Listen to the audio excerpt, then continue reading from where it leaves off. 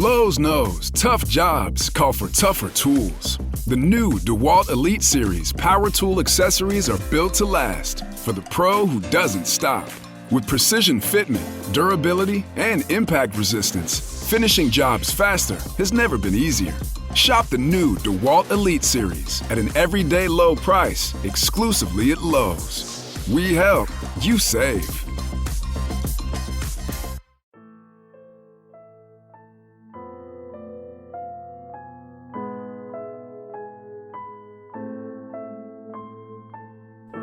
Sharon was a talented high school dancer with a bright future in ballet.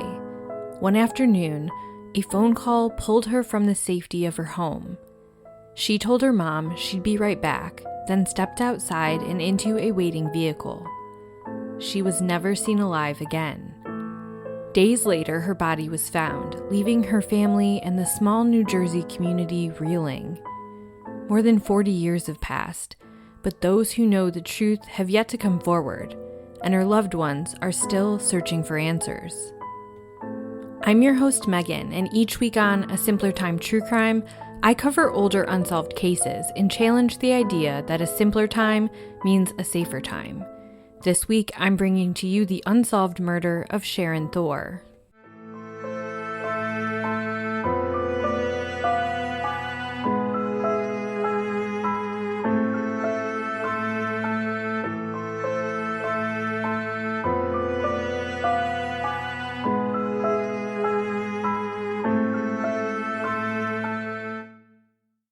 It was October 26, 1982, in Franklin Township, New Jersey. It was a beautiful fall day just before Halloween and 2 days before Sharon Thor's 16th birthday. Sharon had been born in Elizabeth, New Jersey in 1966, the only girl in the family with 4 other brothers. Her parents, Sonia and Frank, were soulmates. Sonia had been born in Cuba, but her parents and grandparents were from Spain. When she was 17 years old, Sonia moved to the United States and landed in New York City with her grandparents before settling in the town of Elizabeth, New Jersey. There, she began working at a toy factory that was owned by Frank.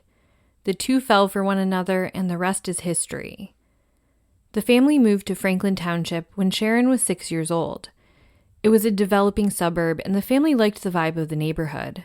It seemed like a great place to raise a family without the hustle and bustle of the city, but still close proximity if you wanted to visit. Sharon had attended parochial school before switching to the public schools in Franklin with her brothers. Sonia would later recall in an article in the Central New Jersey Home News that when Sharon was little, her feet had turned in. She had to wear a bar on her legs at night for about 6 months to help correct the condition. When she was around 5 or 6, she became interested in dance, and her doctors thought it would help strengthen her and further fix the issue.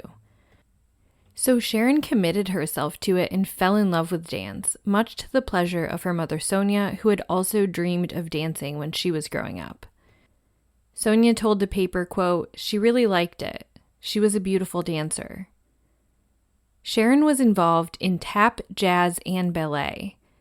Each winter, she loved to see the ballerinas in the Nutcracker, and in December of 1981, she was able to take part in the performance at Plainfield High School.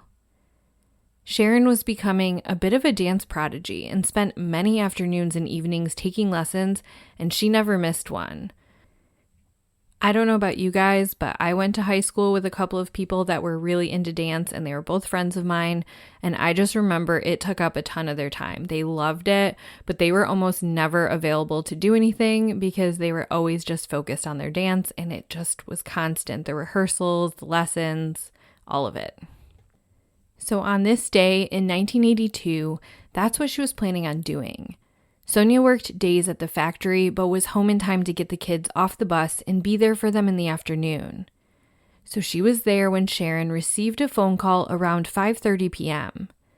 Sharon was supposed to leave in just 15 minutes to go to this dance class. She'd been killing some time watching some TV when the phone rang. She said that when Sharon answered it, her tone was pleasant. She acted happy and surprised to receive this phone call. And like a typical teenager in 1982, she wanted to have some privacy, but was bound to the phone. Literally. She had to stretch the cord as far as it would go and dip into the stairwell of the basement. She was on the phone briefly, and when she got off, she told her mom she would be right back and walked out of the front door. Sonia recalls thinking that maybe she just had a friend outside that was stopping over. That was the last time Sonia Thor saw her daughter alive. Sharon walked out of the door in a pair of jeans, sneakers, a gold chain necklace with a charm, and a red striped sweater. She got into a waiting vehicle outside her home on John Bush Avenue, and off she went. She didn't bring her purse or hairbrush with her, two things her family says she never went anywhere without. So knowing that, and knowing she had dance class, they expected to see her back in just a few moments. When Sharon didn't come back, Sonia became worried. This was extremely out of character for her. Sonia described this time to the paper. She said, quote, "Then Sharon's not coming back and not coming back. My husband is coming and Sharon hasn't come back. We went to the police station right away, but at that time you had to wait 24 hours. So we went to the dancing school. We went everywhere that she knows people, through the whole neighborhood, through all the stores on Easton Avenue like McDonald's. Nothing, nothing, nothing, nothing, nothing." End quote. In a full-blown panic, Sonia and Frank reported Sharon missing as soon as they were allowed to, and a search got underway. Sonia said she just couldn't sit still, and she was drawn into searching the woods. So she walked out there looking, and she walked with the dog, but she turned around after the search turned up nothing. Scent dogs traced Sharon's scent out of the house and lost it at the road, which makes sense because we know she got into a vehicle there. Search crews continued, and on Friday, they decided to search a place that was known to be a bit of a teen hangout. It was about a quarter of a mile from the Thor home near John Bush Avenue and Cedar Grove Lane. The wooded area is posted as private property with a no trespassing sign, and it was owned by a local utility company. But this didn't stop the local teens. Having said that, it wasn't intuitive to navigate. You had to know your way around which unmaintained roads to take to that location. As the searchers made their way down one dirt road, they made a horrible discovery. About 25 yards off the dirt road, a badly beaten body was found, partially obscured. It was clear that their search was over. They had found Sharon Thor with the worst possible conclusion.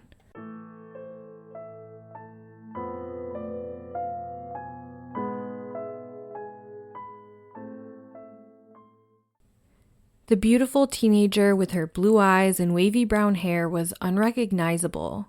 She had been beaten and was partially nude, with her shirt pulled up and pants pulled down. Nearby, a bloody cinder block and a 2x4 piece of wood was found. These were collected as evidence and thought to be the murder weapons. Sharon's family had to learn the devastating news as Sharon's body was taken in for an autopsy. Her family and friends couldn't think of any reason why someone would do this. Sharon was well-liked, and they didn't know of any enemies that she had. But clearly someone wanted to harm her. The autopsy showed just how violent her death was. Retired Chief of Police Dan Levick told the paper that even though he'd been retired for years, Sharon's case is still one he always thinks about. He said, quote, "She died a brutal death." The autopsy revealed that Sharon had suffered massive blunt force injuries to her head and chest, with several broken ribs and fractures to her skull. This caused significant internal bleeding. The brutality of the crime is just unimaginable. The damage to her face was so severe that with an open casket, the funeral home had to turn her body away in the casket to hide it. Police believe she may have been sexually assaulted based on how she was found, though it's never been publicly revealed if any physical evidence was found or preserved that supports that. Conversations were being held all around the small town, with people being afraid that the same thing would happen to their own teens. The autopsy had also revealed a time of death, about 6:30 p.m., so something happened and she was dead within an hour of receiving that phone call. Knowing she was planning on leaving at 5:45 p.m. to go to dance rehearsal, you have to conclude that within minutes, she was being held against her will to some degree, because she wasn't planning on skipping dance. So let's talk a little bit more about the spot she was found in. I mentioned it was kind of a hangout area for teens. Kids were known to go there to hunt, to party, to ride dirt bikes, and just hang out. There were logs in the area that kids would sit on and smoke cigarettes and drink, you name it. And so a couple of things that are interesting to me. One, that this place wasn't searched sooner, and two, that nobody had been back there in those 3 days. But it is possible that I'm reading too deeply into how popular it was. What it does imply to me is that this was someone local who knew this area and knew this hangout spot. The hope for a quick arrest faded fast. Days turned into weeks and months into years. Rewards for information went unclaimed. Police interviewed over 85 people and traveled as far as California and Florida to pursue tips and leads they came across. But no matter what, none of them led to who called Sharon that day and who she got in the car with.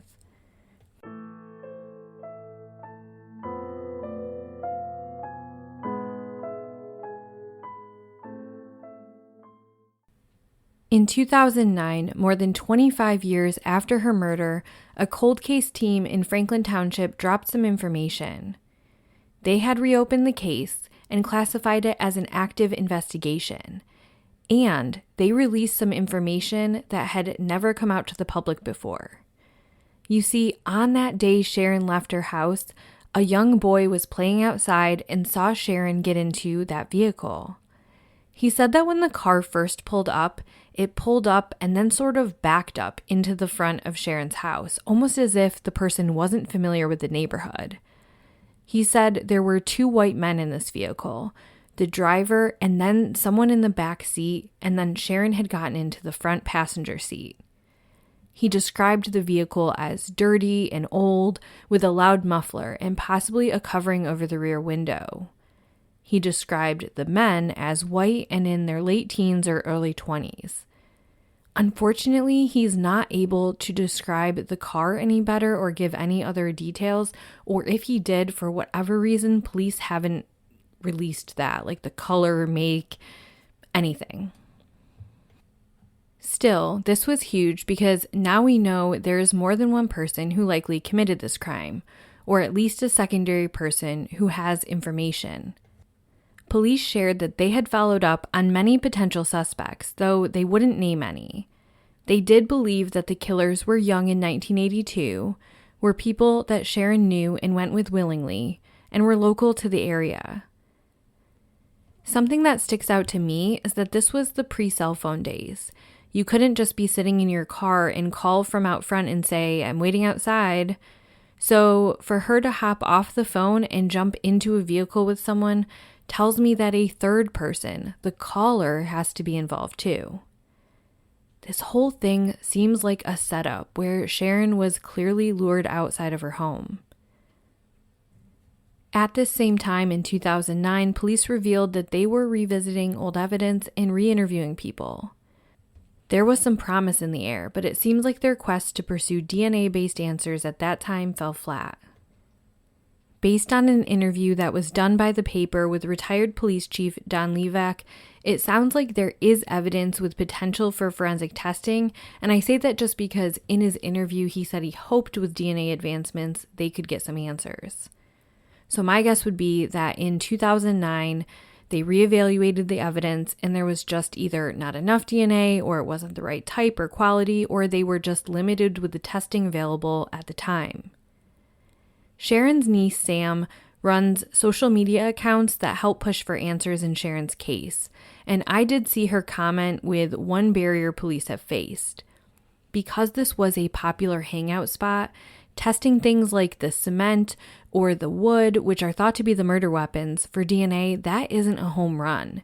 Even if they can isolate who the DNA belongs to, they couldn't prove in court beyond a reasonable doubt that the person was the killer without any other evidence or testimony, because that person could just say that they hung out there and partied there, and it would be a reasonable explanation. So that really complicates things. In 2023, Franklin Police Department's Citizens Academy ran a course that businessman Frank Paul Resta attended. He learned about Sharon's case being one of the oldest cold cases in Somerset County. He has lived in the area his whole entire life and remembered thinking then and many times over the years, I can't believe they've never caught who did this to her. Resta used what influence he had in a way to motivate for answers.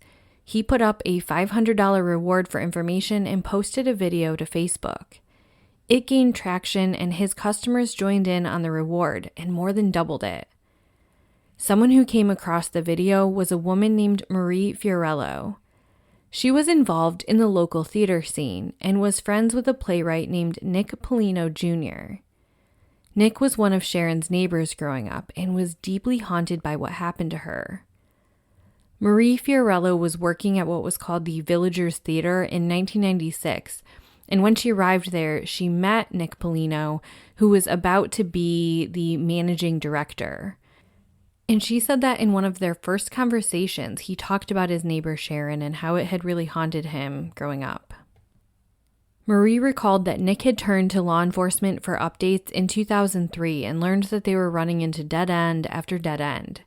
He decided to channel his grief and frustration about the case into a play called Remembering Sharon. Sadly, Nick died of a brain tumor in 2014, but he had given Marie a copy of the script. Marie told the Central New Jersey Home News, quote, "He said to me before he passed away, if I ever do one of his shows, please let it be Remembering Sharon. So at his memorial, we did do a reading of the play, but it was not a public event."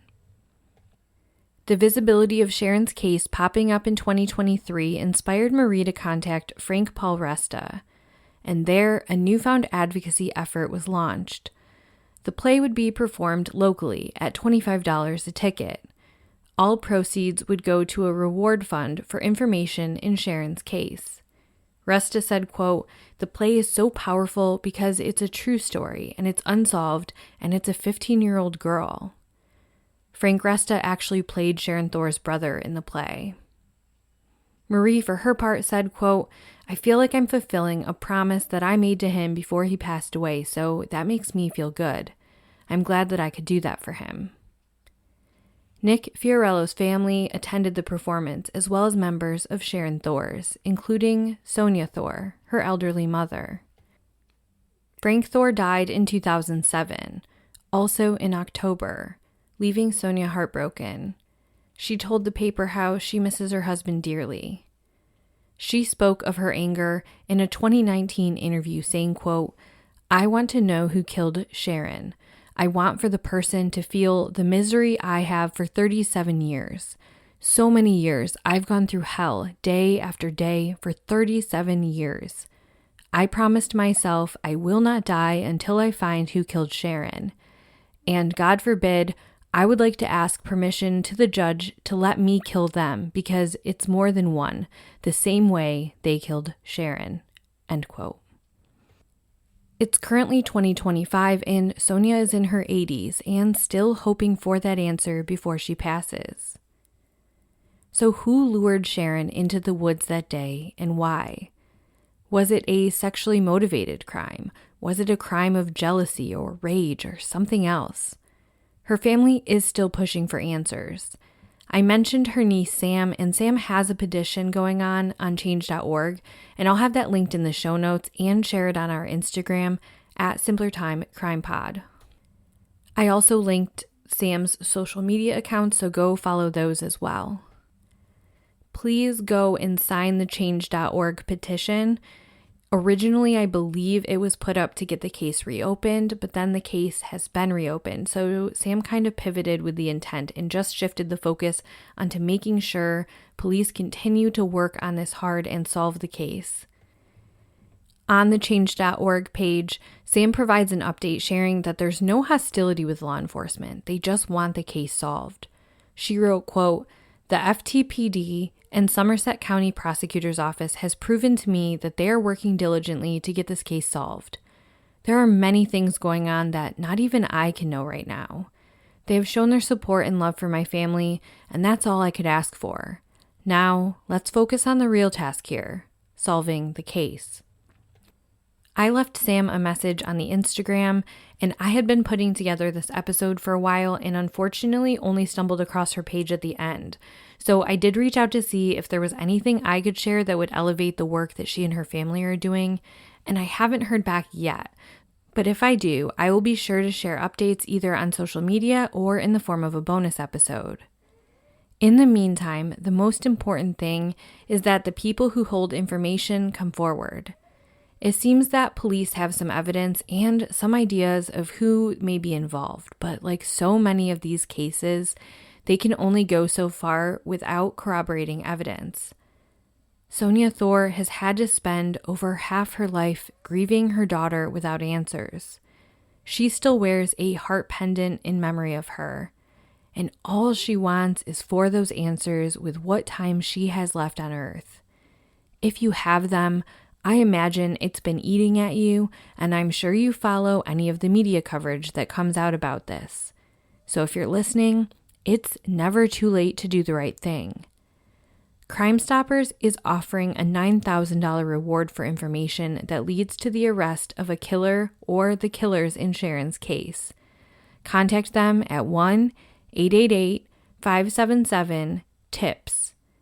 Also, the money that was raised for the reward involving the theater production that went on of the play, that is still available for a few more years because in 2023, when it came out, they said it would be held in that reward fund for 5 years before being donated to the nationwide organization Parents of Murdered Children. This has been another episode of A Simpler Time True Crime. If you appreciate the work I'm doing, please leave a 5-star review and follow the podcast on your preferred listening platform. Word of mouth helps me grow tremendously. Please consider supporting the show by joining my supporters club.